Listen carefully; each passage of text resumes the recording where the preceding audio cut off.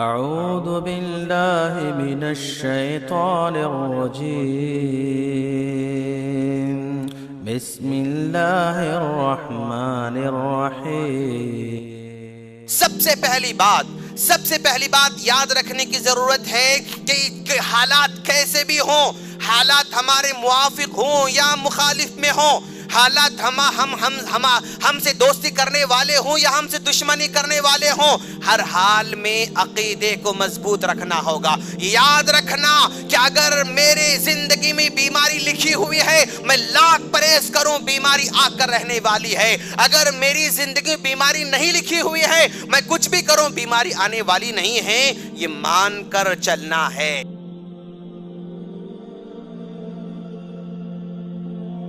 ہر قسم کی حمد و ثنا اسی اللہ رب العالمین کے لیے لائق اور زیبا ہے، جو جس کو چاہتا ہے راحت اور سکون کی زندگی عطا کرتا ہے، اور جس کو چاہتا ہے مشکلات اور مصائب میں مبتلا کر دیتا ہے۔ وہ جس کو چاہے امن و سکون کی زندگی عطا کرتا ہے، وہ جس کو چاہے بیماریوں سے پاک زندگی نصیب کر دیتا ہے، وہ جس کو چاہے بیماریوں میں مبتلا کر کے اس کو آزماتا ہے۔ لاکھوں درود و سلام ہو جناب محمد رسول اللہ صلی اللہ علیہ وسلم پر، جن کو آخر نبی بنا کر ہم تمام طرح مبعوث فرمایا۔ سامعین کرام، آج ہم جس ٹاپک پر بات کرنے جا رہے ہیں، ہمارا ٹاپک ہے حالات حاضرہ میں مومن کا کردار۔ اس ٹاپک کا انتخاب ہم نے اس لیے کر رکھا ہے کہ ہم جن حالات سے گزر رہے ہیں، ان حالات میں ایک مومن کے سامنے کیا ٹارگٹ ہونا چاہیے، ایک مومن کے پاس کیا گول ہونا چاہیے، ایک مومن کو کن چیزوں پر دھیان دینا چاہیے، ایک مومن کو کن چیزوں کو اوائڈ کرنا چاہیے، کیا کریں تو اس کی زندگی جو ہے کامیاب ہو سکتی ہے، اور کن چیزوں سے بچیں تو وہ مشکلات اور مسائل سے بچ سکتا ہے۔ اس پس منظر میں ہم نے اس ٹاپک کا انتخاب کر رکھا ہے۔ سامعین کرام، یہ مارچ کا آخری ہفتہ ہے، اور ٹھیک ایک سال پہلے مارچ کے آخری ہفتے میں لاک ڈاؤن جو ہے ہوا تھا، اور اس بیماری کا سامنا پورے ملک کو بلکہ پوری دنیا کو کرنا جو ہے شروع ہوا تھا، آغاز ہو چکا تھا۔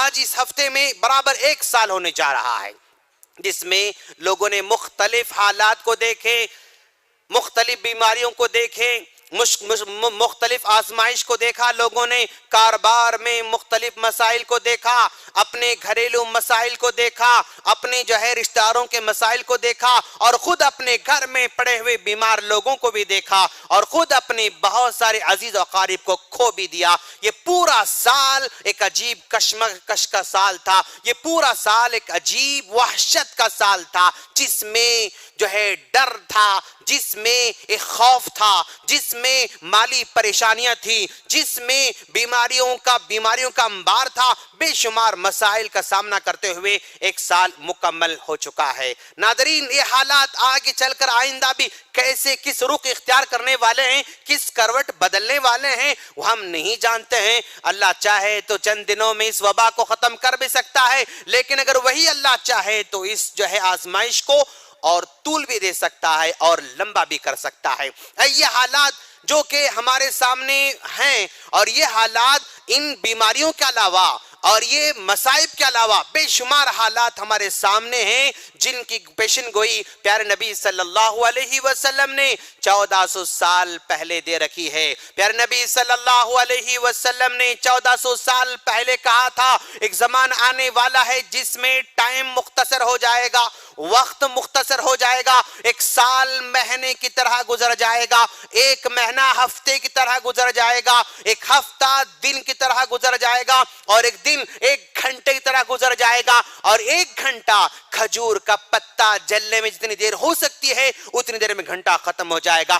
آج ہم دیکھ رہے ہیں دن کیسے گزر رہے ہیں، جمعہ گیا تھا جمعہ آ رہا ہے، اور جو ہے مہینہ گیا تھا پھر مہینہ ختم ہونے آ رہا ہے۔ اس طرح بڑی تیزی کے ساتھ ہمارا ٹائم جو ہے آگے بڑھتے جا رہا ہے، اور اسی طرح پیارے نبی صلی اللہ علیہ وسلم نے کہا تھا، نیک اعمال کم ہوتے جائیں گے، نیکیاں کرنے والے کم ہوتے جائیں گے، دین کا علم اٹھتا جائے گا، قتل و غارت گری بڑھتے جائے گی۔ پیارے نبی صلی اللہ علیہ وسلم نے فرمایا، لا تقوم الساعة حتى يكثر الحرج قیل وما الحرج یا رسول اللہ قال القتل القتل، اللہ کے رسول نے فرمایا قیامت اس وقت قائم نہیں ہوتی جب تک کہ حرج بڑھ نہ جائے۔ صحابہ کرام نے پوچھا اللہ کے رسول حرج کیا چیز ہے؟ تو آپ نے کہا قتل و غارت گیری۔ پھر آپ نے کہا ولا تقوم الساعة حتى لا يدري القاتل فيما قتل ولا المقتول فيما قتل، قیامت اس وقت قائم نہیں ہوگی جب تک مرڈر کرنے والے کو پتا نہیں کہ وہ کیوں مرڈر کر رہا ہے، مارنے والے کو پتا نہیں کہ وہ کیوں مار رہا ہے، جو مارا جا رہا ہے، جس کا مرڈر کیا جا رہا ہے، جس کا قتل کیا جا رہا ہے، وَلَا يَدْرِ الْمَقْتُولُ فِي مَا قُتِلَ، اس کو کیوں مارا جا رہا ہے، اس کے جینے کے حق کو کیوں چھینا جا رہا ہے، اس کو پتا نہیں ہوگا۔ یعنی بہت تھوڑے تھوڑے چھوٹے چھوٹے ریزن کی وجہ سے قتل و غارت گیری بڑھتی جائے گی۔ آج اپنی آنکھوں سے ہم دیکھ رہے ہیں، اللہ کے رسول نے سود کے بارے میں کہا تھا عام ہو جائے گی، شراب کے بارے میں کہا تھا عام ہو جائے گی، رشوت کے بارے میں کہا تھا عام ہو جائے گی، امانت داری کے ختم ہونے کے بارے میں کہا تھا، اور انصاف کے کمزور ہونے کے بارے میں کہا تھا، ظلم کے بڑھنے کے بارے میں کہا تھا، طلاق کے بڑھنے کے بارے میں کہا تھا، خلا کے بڑھنے کے بارے میں کہا تھا، اور اچانک آنے والی موتوں کے بارے میں کہا تھا۔ اچانک موت آ جاتی ہے، اچھا آدمی چلتا پھرتا بس چند گھنٹوں میں جو ہے ختم ہو جاتا ہے، اور لمبی بیماری مبتلا نہیں تھا بالکل ختم ہو جاتا ہے۔ 40 سال کا نوجوان، 35 ایئرس کا نوجوان، 30 سال کا نوجوان، دیکھنے میں کوئی بیمار نہیں تھا، دیکھنے میں کوئی بیماری کا آثار نظر نہیں تھے، لیکن بس قلب پر حملہ ہو گیا، وہ دنیا سے چلا گیا۔ اچانک موت بھی بڑی تیزی سے آنے والی ہے۔ اللہ کے رسول نے کہا تھا آج سارے کے سارے حالات اپنی آنکھوں سے ہم دیکھ رہے ہیں، اور یہ آزمائش ہے جس میں اللہ تبارک و تعالی بادشاہوں کو فقیروں سے آزماتا ہے، اور فقیروں کو بادشاہوں سے آزماتا ہے، مالداروں کو غریبوں سے آزماتا ہے، غریبوں کو مالداروں سے آزماتا ہے۔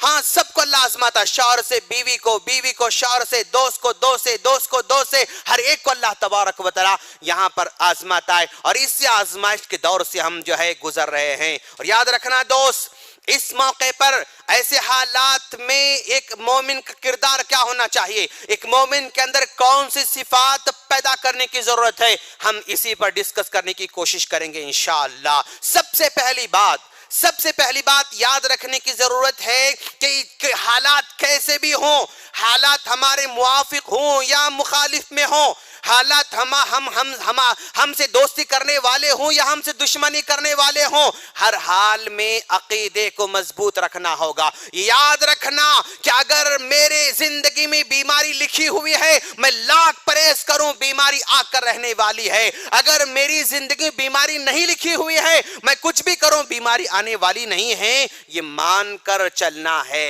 اگر موت ہے تو موت آنے والی ہے، اگر زندگی ہے تو زندگی ملنے والی ہے، اگر حادثے ہیں تو حادثے آ کر رہنے والے ہیں، اگر حادثوں سے اللہ نے محفوظ رکھا ہے تو پھر کوئی حادثہ کچھ بگاڑ نہیں سکتا۔ لیکن اس کا مطلب نہیں کہ پرہیز نہ کریں، اس کا مطلب نہیں کہ احتیاط نہ کریں، اس کا مطلب یہ نہیں کہ دعائیں نہ پڑھیں، اس کا مطلب یہ نہیں کہ جو ہے اس سے جو ہے بچنے کی کوشش کریں، ہر ممکن کوشش کرنا ہوگا، لیکن یاد رکھنا جو مقدر میں لکھا ہوا ہے وہ ہو کر رہنے والا ہے، یہ مان کر چلنا ہے، اس کو تسلیم کرنا ہے دوست۔ ہر حال میں جو اللہ بہتر کرتا ہے، بہتر جو کرتا ہے وہ بہتر ہی ہوتا ہمارے حق میں، اس کو مان کر چلنا چاہیے، عقیدے کو مضبوط کرنا۔ کیوں اللہ کے رسول صلی اللہ علیہ وسلم نے فرمایا ان عظم البلاء مع عظم الجزاء مع عظم البلاء، جس آدمی کے ساتھ جتنے مشاکل ہیں اجر بھی اتنا بڑا ملنے والا ہے، جتنے مشکلات میں ہیں، جتنے آزمائش میں ہیں، جتنے تکلیف میں ہیں، اسی قدر اس کو ثواب بھی بڑا ملنے والا ہے۔ پھر اللہ کے رسول نے کہا وَإِنَّ اللَّهَ إِذَا أَحَبَّ قَوْمًا ابْتَلَاهُمْ بِالْبَلَاءِ، اگر اللہ تبارک و تعالیٰ کسی کے ساتھ محبت کرنا چاہتا ہے، اس کے ساتھ جو ہے اس کے ساتھ اللہ رحم کرنا چاہتا ہے، لیکن وہ بندہ عمل کے ذریعے آگے نہیں بڑھ پاتا، عمل کر کے اللہ کا محبوب نہیں بنتا، تو ایسے موقع پر اس کو آزمائش میں ڈال دیتا ہے تاکہ آزمائش کے ذریعے اللہ تعالیٰ اس کو اوپر اٹھائے اور اس کی منزل کو آگے بڑھائے۔ اور پھر اللہ کے رسول نے کہا فَمَنْ رَضِيَ، مشکل حالات سے اگر کوئی راضی ہو جاتا ہے، فَلَهُ الرِّضَا، اللہ کی رضا مندی نصیب ہونے والی ہے۔ وَمَنْ سَخِطَ، اگر کوئی آدمی ناراض ہو جاتا ہے، فَلَهُ السَّخْطُ، اللہ تبارک و تعالیٰ کی ناراضگی بھی اس کے مقدر میں آ جاتی ہے، اس کی جھولی میں آ جاتی ہے۔ اس بات کو یاد رکھنا۔ اور دوسری بات یاد رکھنا دوست، اجتماعیت کو لازم پکڑنا، جماعت کو لازم پکڑنا، سب لوگوں کے ساتھ مل کر چلنے کی کوشش کرنا، اور اپنی الگ سی راہ نہ بنانا، الگ سی پگڈنڈی نہ بنانا، اور الگ سے چور راستے نہ بنانا۔ وَاعْتَصِمُوا بِحَبْلِ اللَّهِ جَمِيعًا وَلَا تَفَرَّقُوا، جماعت جس کے ساتھ چلتی ہے جماعت کے ساتھ چلنا ہے، اپنی راہیں الگ نہ بنانا، اپنے راستے الگ نہ بنانا، اپنی فکر الگ نہ بنانا، اور اپنی جو ہے طور طریقے الگ نہ بنانا، اجتماعیت کا ساتھ دیتے ہوئے چلنا ان حالات میں، تب چل کر کامیابی ہو سکتی ہے انشاءاللہ۔ اور تیسری بات یاد رکھیں آپ کہ آپ جو ہے جن حالات سے ہم گزر رہے ہیں، ان حالات میں مومن کا کردار یہ ہے وَلَا تَخْفُ مَا لَيْسَ لَكَ بِهِ عِلْمٍ إِنَّ السَّمْعَ وَالْبَصَرَ وَالْفُؤَادَ كُلُّ أُولَئِكَ كَانَ عَنْهُ مسؤولا۔ آج کی سب سے بڑی خرابی یہ ہے کہ آدمی اپنے بارے میں جاننا نہیں چاہتا، اپنے گھر والوں کے بارے میں جاننا نہیں چاہتا، اور اپنے بیوی بچوں کے بارے میں جاننا نہیں چاہتا، اپنے دین کے بارے میں جاننا نہیں چاہتا، اپنے عمل کے بارے میں جاننا نہیں چاہتا، اور اپنے اچھے برے کے بارے میں جاننا نہیں چاہتا، لیکن دوسروں کے بارے میں جاننے کی کوشش کرتا ہے، دوسروں کے کھوج میں لگا ہوا رہتا ہے، دوسروں کی جاسوسی میں لگا ہوا رہتا ہے، دوسروں کے جو ہے عمل کے بارے میں جو ہے کریتا رہتا ہے، کون کیا کر رہا ہے، کون کیا کر رہا ہے، کون کیا کر رہا ہے۔ اس دور کی سب سے بڑی مصیبت ہے میرے دوست، اس دور کی سب سے بڑی مصیبت ہے، دوسروں کے ٹوہ میں لگے ہوئے رہتے ہیں لوگ، دوسروں کے پیچھے پڑے ہوئے رہتے ہیں لوگ، ان کو اپنے عمل کی خبر نہیں، اپنے گھر والوں کی فکر نہیں، اپنی بیوی بچوں کی فکر نہیں، اپنے کام کے بارے میں فکر نہیں، اپنے بزنس کے بارے میں فکر نہیں، اپنے کمائی کے بارے میں فکر نہیں، لیکن ہمیشہ لوگوں کے ٹوہ میں لگے ہوئے رہتے ہیں۔ مومن کا شیوا ایسا نہیں ہوتا میرے دوست، مومن کا شیوا ایسا نہیں ہوتا ہے۔ مومن اپنے عمل کے بارے میں وہ سوچتا ہے، اپنے کام کے بارے میں سوچتا ہے، اگر کسی کے بارے میں کوئی غلط فہمی ہو جاتی ہے، کوئی غلطی کا اظہار ہو جاتا ہے، کوئی غلطی ظاہر ہوتی ہے، اس کو تنہائی میں سمجھاتا ہے، اس کو اکیلے میں سمجھاتا ہے، اس کی غلطی کی اصلاح کرنے کی کوشش کرتا ہے۔ یہ نہیں کہ اس کو سوشل میڈیا میں ڈال دیا جائے، یہ نہیں کہ اس کو جو ہے عام کیا جائے، یہ نہیں کہ اس کے بارے میں واٹس ایپ گروپ بنائے جائیں، یہ نہیں کہ لوگوں کے درمیان اس کے جو ہے اس کے خامیوں کو، بشری جو ہے لغزشوں کو سب کے سامنے لایا جائے۔ یہ مومن کا شیوا نہیں ہو سکتا، اس سے پرہیز کریں میرے دوست، اس سے بچے رہیں۔ کیوں؟ اللہ خود فرماتا وَلَا تَخْفُ مَا لَيْسَ لَكَ بِعِلْمٍ، ارے اس آدمی کے ساتھ فرشتے جڑے ہوئے، وہ لکھنے والے ہیں، تم کون ہو سکتے ہو اس کے عمل کو لکھ لکھ کر عام کرنے والے؟ تم کون ہو سکتے ہو اس کی غلطیوں کو عام کرنے والے؟ جو رب 24 گھنٹے بندے پر نظر رکھتا ہے، جو رب بندے کے دل کی حال کو جانتا ہے، جو رب بندے کے عمل کو جانتا ہے، جو رب ماں کے پیٹ میں کھلانے والا ہے، جو رب ہوا دینے والا ہے، جو رب پانی دینے والا ہے، جو رب آسمان کا مالک ہے، جو رب سورج کا مالک ہے، جو رب زمین کا مالک ہے، جو رب غذا کا مالک ہے، وہ خاموش بیٹھا ہوا ہے، وہ چھپانا چاہتا ہے، لیکن یہ بندہ اس کو ظاہر کرنا چاہتا ہے، یہ بندہ اس کو ظاہر کرنا چاہتا ہے۔ مومن کی شان یہ نہیں ہوتی ہے اگر غلطی ہے تو جاؤ تنہائے بیٹھو، اصلاح کرو، اس کے حق میں دعا کرو، اس کی غلطی ہوتی ہے تو نظر آتی ہے تو اس کی اصلاح کرو، جاؤ اس کے حق میں جو ہے رو کر اس کی اصلاح کرو، اس کا ہاتھ پکڑ کر اصلاح کرو، اس کی ٹوٹی پکڑ کر اصلاح کرو، اس کے سر پر ہاتھ رکھ کر اصلاح کرو، اس کے کندھے پر ہاتھ رکھ کر اصلاح کرو۔ مومن کا شیوا یہ ہوتا ہے، یہ جو ہے سوشل میڈیا میں جو ہے سب کے سامنے جو ہے اس کو برہنہ کر دینا، یہ مومن نہیں، بلکہ ورڈز جو ہے ہم استعمال نہیں کرنا چاہتے، ان کا شیوا ہو جاتا ہے۔ اس سے ان حالات میں اس دور میں بچنے کی ضرورت ہے، مومن کو اس بات کا جو ہے خیال رکھنا ضروری ہو۔ اور اسی طرح دوست، ہم پانچویں بات آپ سے کہنا چاہتے ہیں کہ انصاف کو قائم رکھنا ہوگا ہر حال میں۔ وہ انصاف کی بات میرے والد صاحب کے ساتھ ہو بھی انصاف کروں گا میں، اگر میرے والد صاحب کی غلطی ہے تو غلطی ہے، میری ماں کی غلطی ہے تو غلطی ہے، میری بہن کی غلطی ہے تو غلطی ہے، میری بیوی کی غلطی ہے تو غلطی ہے، جس کی غلطی ہے اس کے ساتھ برابر انصاف کا معاملہ کریں۔ صرف اپنوں کو سیف کرنا، اپنوں کی غلطی نہ ماننا، دوسروں کے سر پر غلطی تھوپنا مومن کا شیوا نہیں ہو سکتا ہے۔ انصاف کریں، ان حالات میں انصاف کی شدید ضرورت ہے۔ کتنے مسائل خانگی مسائل، کتنے مسائل طلاق کے مسائل، کتنے مسائل خلا کے مسائل، کتنے مسائل معاشی مسائل، کتنے مسائل جاب کے، بے شمار مسائل کا سامنا کر رہے ہیں، لیکن یہ مسائل کے پیچھے کیا ہے؟ یعنی ظلم کرنا ہے، بے انصافی کرنا ہے. انصاف نہ کرنے سے سارے کے سارے مسائل ہمارے سامنے نظر آ رہے ہیں. ایک مومن کو انصاف کا دامن نہ چھوڑے بلکہ اس کو پکڑے رہنے کی ضرورت ہے. اور پھر اس کی طرح جو بھی حالات پیش آتے ہیں زندگی میں، انبیاء کرام کی زندگی کو یاد کرنے کی ضرورت ہے. ذرا دیکھو آپ، نوح علیہ السلام نے کس کا برا چاہا تھا، لیکن نوح علیہ السلام کی قوم نے بھی پتھر سے مار مار کر نکالنے کی دھمکی دی تھی. نوح علیہ السلام نے کسی کا مال نہیں کھایا، نوح علیہ السلام نے کسی کا پیسہ نہیں کھایا، نوح علیہ السلام نے کسی کی جائیداد نہیں کھائی، نوح علیہ السلام نے کسی قرضہ جو ہے لے کر نہیں ڈبایا، بلکہ وہ خیر خواہ تھے. 950 سال تک لوگ بھلائی کرتے تھے، لیکن پھر بھی قوم نے کیا صلہ دیا، قوم نے کیا بدلا دیا، اس کو دھیان میں رکھنے کی ضرورت ہے. ابراہیم علیہ السلام نے کیا بگاڑا تھا، یوسف علیہ السلام نے اپنے بھائیوں کا کیا بگاڑا تھا دوست؟ بس خوبصورتی تھی نا، باپ کی محبت تھی ان کے ساتھ، ماں کی محبت تھی ان کے ساتھ، امن و سکون کی زندگی تھی ان کے ساتھ، لیکن بھائیوں نے بگاڑ دیا. بھائیوں نے جنگل کے حوالے کر دیا، بھائیوں نے کنویں کے حوالے کر دیا. یاد رکھنا، آپ کو اگر مشکلات کا سامنا کرنا پڑ رہا ہے تو آپ کی غلطی ہونا ضروری نہیں. دنیا کچھ بھی ہو، آپ اچھے ہوں تو بھی پرابلم پیدا کر سکتی ہے، اور آپ برے ہوں تو بھی پرابلم پیدا کر سکتی ہے. انبیاء کرام کے قصوں کو یاد کریں، موسیٰ علیہ السلام کو یاد کریں، یوسف علیہ السلام کو یاد کریں، ابراہیم علیہ السلام کو یاد کریں، عیسیٰ علیہ السلام کو یاد کریں، اللہ کے رسول صلی اللہ علیہ وسلم کو یاد کریں، صحابہ کرام کو یاد کریں، ائمہ کرام کو یاد کریں. دیکھیں ان کی زندگی میں دوسروں کو کوئی نقصان پہنچانے کا پہلو نہیں تھا، لیکن پھر بھی دنیا والوں نے کیا صلہ دیا، دنیا والوں نے کیا سلوک کیا آپ لوگوں کے ساتھ کیا، اس کو ذرا دھیان میں رکھیں اور اس کو پڑھتے بھی رہیں. اور اسی طرح دوست، آج ہم سب کچھ کرتے ہیں لیکن دعاؤں کا اہتمام نہیں کرتے ہیں. دعاؤں کا اہتمام نہیں ہوتا ہے دوست. ہر آدمی پریشان ہے، مالی پریشانی میں ہے. ٹھیک ہے بھائی، مالی پریشانی کے بارے میں تم سب کو سنا رہے ہو، کیا اس رب کو تم نے سنایا تھا؟ اس رب کو تم نے سنایا تھا؟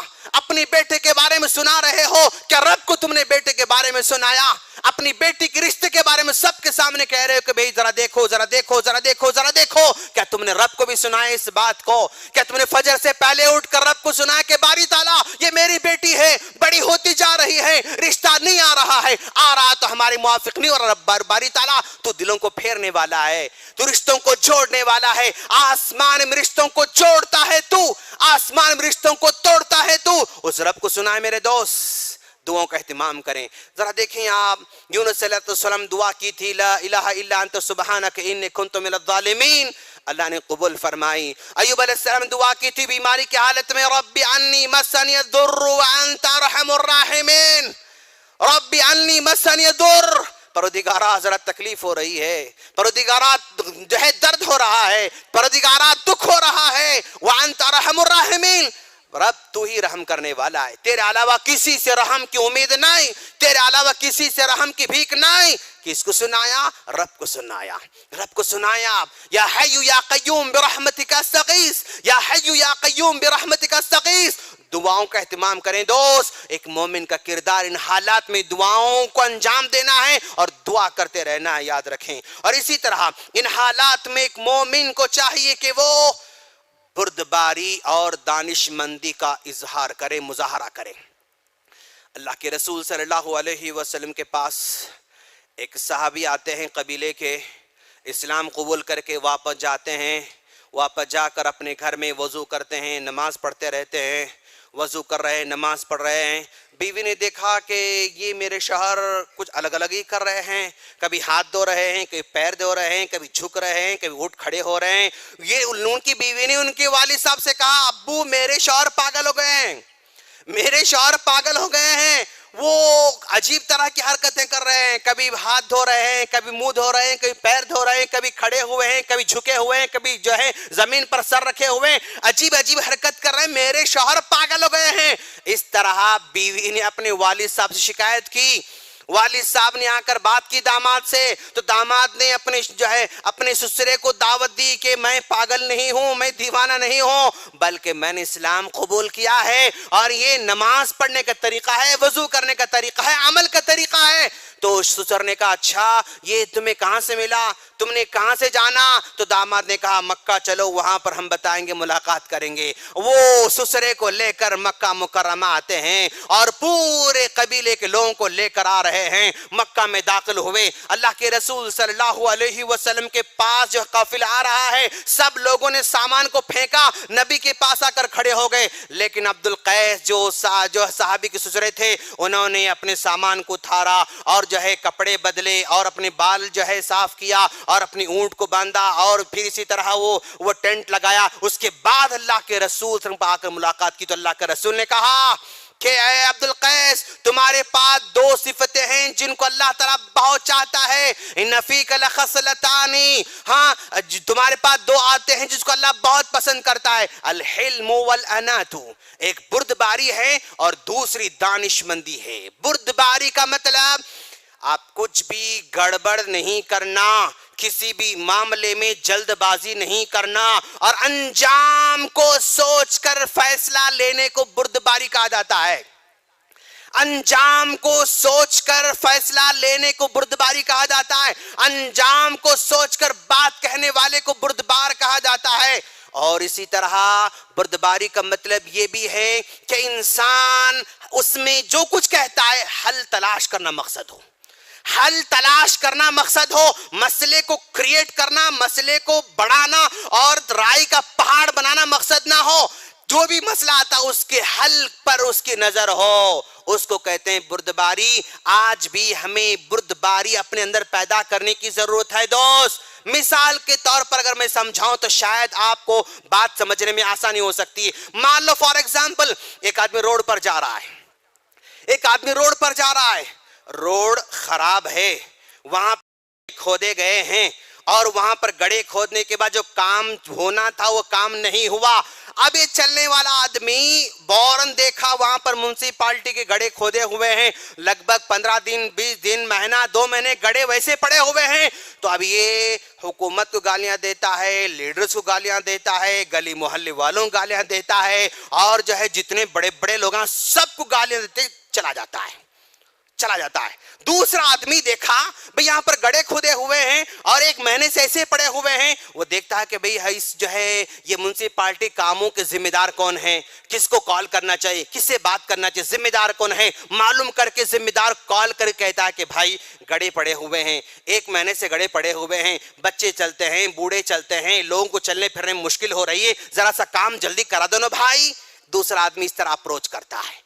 تو جو آدمی گالی دے رہا ہے اور گالی دے کر آگے بڑھ رہا ہے وہ بردبار نہیں, وہ عقل مند نہیں, وہ سمجھدار نہیں, بلکہ حل تلاش کرنے والا اور اس پرابلم کا سولوشن ڈھونڈنے والا وہ بردبار آدمی ہے, وہ سمجھدار آدمی ہے. اسی طرح دیکھا ایک آدمی کسی مسجد میں انتظامیہ میں کچھ گڑبڑ ہے, یعنی کچھ خرابی ہے, انتظام صحیح نہیں ہے, تو اب نکل کر وہاں پر کھڑے ہو کر آج کل متولیٰ ایسے رہتے, ہاں ذمہ دار ایسے رہتے, فلاں ایسے, یعنی سب کو وہ جو ہے یعنی گالیاں دیتا رہتا ہے. 4 مصلیوں کے سامنے ان کے خلاف کان بھرتے رہتا ہے ایک آدمی.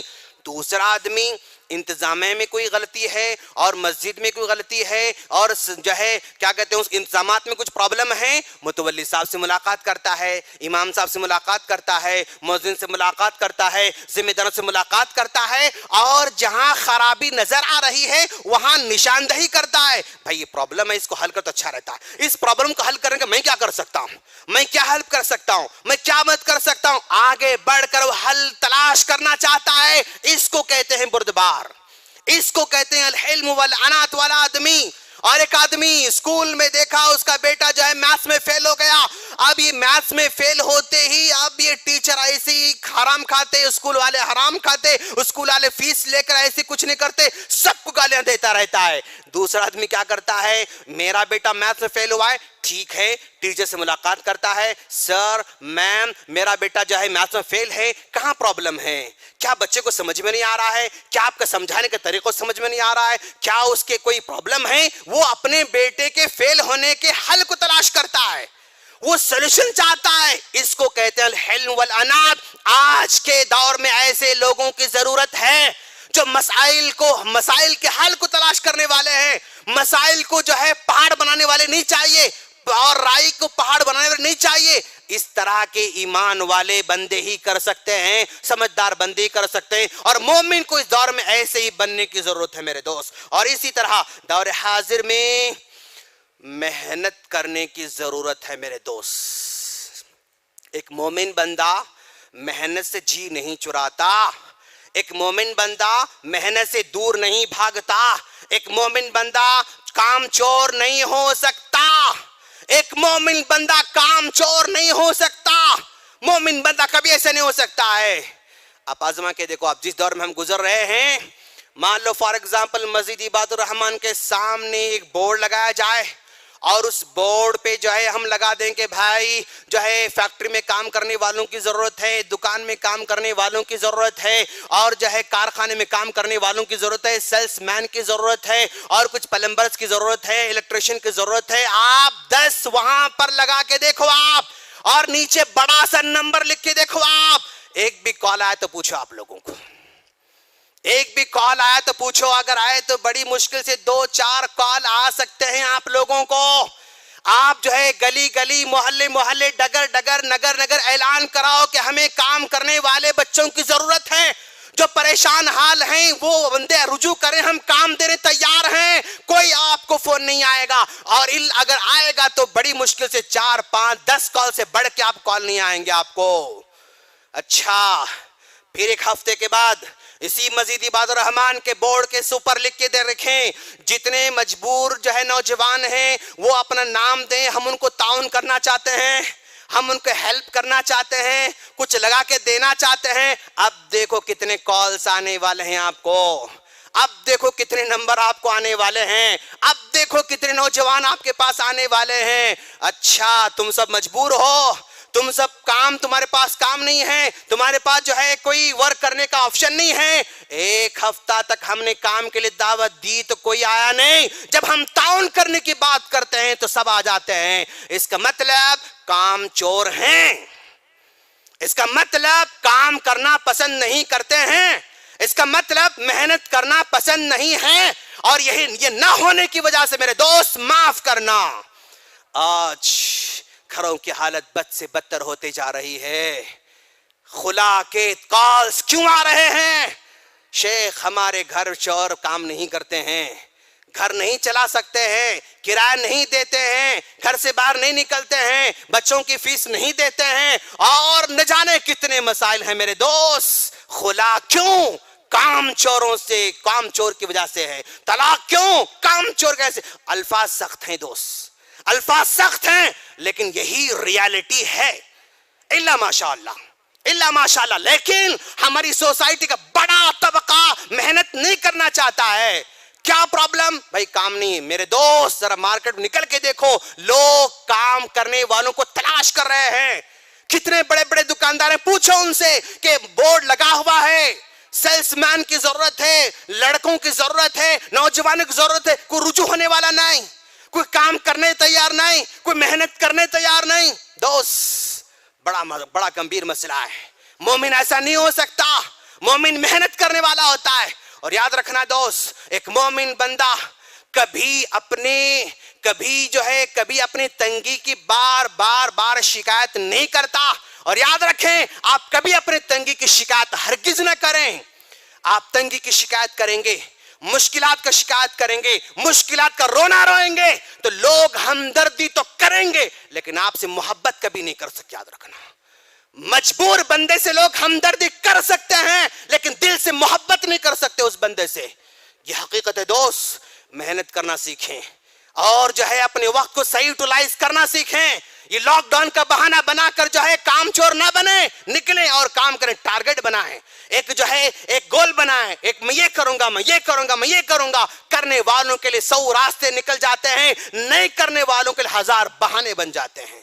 1000 بہانے ہیں کام نہیں کرنے والوں کے لیے. تو رشتے ٹوٹ رہے ہیں, نکاح ٹوٹ رہا ہے, اور خاندان بکھر رہا ہے, میاں بیوی انبن ہو رہی ہے. کیوں؟ بس کام نہیں کرتے ہیں صاحب.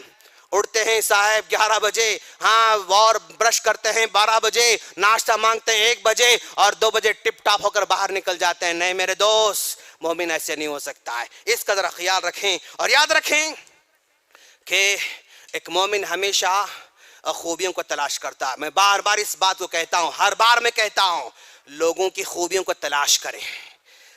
اگر خوبیوں کو تلاش کرو گے نا, معاشرہ سکون ہو جائے گا, پرسکون ہو جائے گا. خامی پر نظر رکھو گے, خامی پر نظر رکھو گے تو یاد رکھنا, باپ بیٹے کا نہیں ہو سکتا, بیٹا باپ کا نہیں ہو سکتا ہے, بیوی شوہر کی نہیں ہو سکتی, شوہر بیوی کا نہیں ہو سکتا ہے, بھائی بھائی کا نہیں ہو سکتا, بہن بھائی کا نہیں ہو سکتی. خامی تلاش کرو گے تو آج آپ کسی کے ساتھ جی نہیں سکیں گے, کسی کے ساتھ دوستی کر نہیں سکیں گے, کسی کے انڈر میں کام نہیں کر سکیں گے, اور کسی کے ساتھ جی نہیں سکیں گے. خوبی تلاش کرو. آج ہیں ہمارے معاشرے میں خوبیاں تلاش کرنے والے, آج ہیں ہمارے معاشرے میں خوبیوں کی تعریف کرنے والے, آج ہیں ہمارے معاشرے میں خوبیوں کو سراہنے والے. آج خوبیوں کو نہ سراہنے کی وجہ سے خوبی چھپتے جا رہی ہے, خامی ہائی لائٹ ہوتے جا رہی ہے. خوبی کو تلاش کریں. کوئی نوجوان دیکھتے ہیں آپ محنت کر رہا ہے, اس کو ابھارے دوست, اس کو شاباش کہیں, بیٹا آپ بہت اچھا کام کر رہے ہیں, آپ کو دیکھ کر رشک ہوتا ہے, آپ اچھی محنت کرتے ہیں, آپ اچھا جو ہے آپ اچھا جاب کرتے ہیں, آپ دوڑ دھوپ کرتے ہیں, آپ ایماندار ہیں, آپ امانت دار ہیں, آپ سچ بولنے والے ہیں. آپ اس کی خوبی کو چہرے پر بولیں, اس کے اچھائی کو سامنے ذکر کریں. انشاءاللہ آپ کے ایک لفظ اس کی خیر کے ذکر کرنے سے وہ ہمیشہ خیر کے کام میں آگے بڑھ سکتا ہے انشاءاللہ. آج خوبیوں کو بولنے والا ہی نہیں, آج خوبیوں کو سراہنے والا ہی نہیں, آج اچھائی کو کاؤنٹ کرنے والا ہی نہیں. اس لیے نوجوانوں میں خوبیاں اور اچھائیاں اور اچھے کام کرنے کا جذبہ بھی مفقود ہوتے جا رہا ہے اور ختم ہوتے جا رہا ہے. اور یاد رکھنا, ہر دن اپنا جائزہ لے. ایک مومن بندہ اپنا جائزہ لے. کس انداز سے لے؟ شیخ جائزہ لینا تو کیا جائزہ لینا ہم لوگوں کو؟ آؤ کچھ ٹپس میں بتاتا ہوں آپ لوگوں کو. اپنا جائزہ لیں, اپنے آپ سے پوچھیں, اپنے گریبان میں جھانکیں, انشاءاللہ آپ کامیاب ہو سکتے ہیں انشاءاللہ. اگر اس اینگل سے سوچنا شروع کریں, جائزہ لینا شروع کریں. آپ رات میں جائزہ لیں کہ بھائی آج دن میرا 24 گھنٹے کا گزر گیا, کیا کوئی ایسا کام میں نے کیا جس سے میرا دل خوش ہوتا ہو؟ اپنے آپ سے پوچھیں. صبح سے لے کر عشاء کی نماز تک میں پڑھتا رہا, کیا میری ذات سے, میری پرسنالٹی سے, میری جو ہے شخصیت سے کوئی ایسا کام ہوا جس سے دل خوش ہوتا ہو؟ میرے دوست, ایمان کی علامت یہ ہے کہ آپ اچھے کام کرتے ہیں تو آپ کو خوشی ہونا چاہیے. اگر خوشی نہیں ہو رہی تو پھر پرابلم ہے. آپ اپنے اچھے کام پر خوش نہیں ہوتے ہیں تو پرابلم ہے.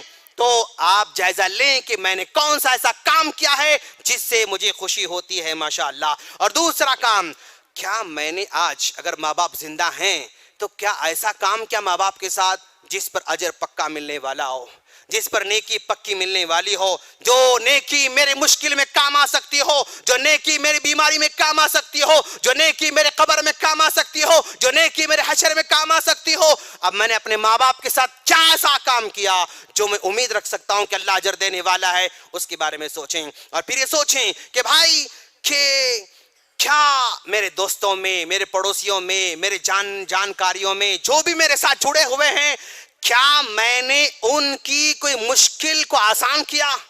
کیا میں نے ان کے کوئی پرابلم کو حل کرنے کی کوشش کی, چاہے مشورے کے ذریعے, چاہے باتوں کے ذریعے, چاہے تسلی کے ذریعے, چاہے مال کے ذریعے, کچھ بھی ہو دوست, کیا اپنے دن میں کسی کی مشکل کو آسان بنایا, کسی کے پرابلم کو حل کرنے کی کوشش کی؟ اگر ہاں تو خوش نصیب ہیں, وہ دن آپ کا کامیاب ہے ماشاءاللہ. پھر وہ اپنے آپ سے پوچھیں کہ آج کیا کوئی ایسا کام کیا میں نے جس کام کو صرف میں رب جانتا اور کوئی نہ جانتا ہو؟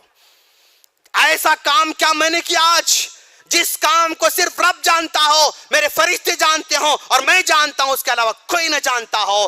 ایسا کوئی عمل میں نے کیا؟ اپنے آپ سے پوچھیں. اور پھر دیکھیں, اپنے آپ سے پوچھیں کہ بھائی کیا آج کا دن گزر گیا, کسی غریب, کسی جو ہے مشکل میں پھنسے ہوئے آدمی کی تکلیف کو میں نے محسوس کیا اور اس کی تکلیف کو حل کرنے کی کوشش کی, کہ بڑا خوش نصیب بندہ ہے. اس کے بولنے کے بعد, اس کے ہاتھ پھیلانے کے بعد, اس کے چکر کاٹنے کے بعد, اس کی گڑ گڑانے کے بعد, اس کے آنسو بہانے کے بعد, اس کی لمبی سٹوری سنانے کے بعد اگر ہم ہیلپ کرتے ہیں تو نہیں کوئی بڑا کمال نہیں, کوئی بڑا کمال ہم نے نہیں کیا، ہم نے محسوس کیا سامنے والا تکلیف میں ہے، ہم نے محسوس کیا فلاں مسکین تکلیف میں ہے، ہم نے محسوس کیا فلاں بیمار ہے، ہم نے محسوس کیا فلاں دواخانے میں ہے، ہم نے محسوس کیا فلاں جو ہے تنگی میں ہے، ہم نے آگے بڑھ کر مدد کی۔ یہ بندہ ہے جو عرش جو ہے حشر کے میدان میں جس کا عمل کا دفتر بڑا بننے والا ہے انشاءاللہ۔ اور اسی طرح کوئی ایسی عادت ہے میرے پاس جس کو میں لوگوں سے چھپاتا ہوں، اس عادت کو لوگوں سے چھپاتا ہوں، اس عادت کو چھوڑنے کی دعا کریں ضرور دوست۔ کوئی عادت ہے جو میں چھپاتا رہتا ہوں، اس کو آشکارا ہونے نہیں دیتا، اس عادت کو چھوڑنے کی کوشش کریں۔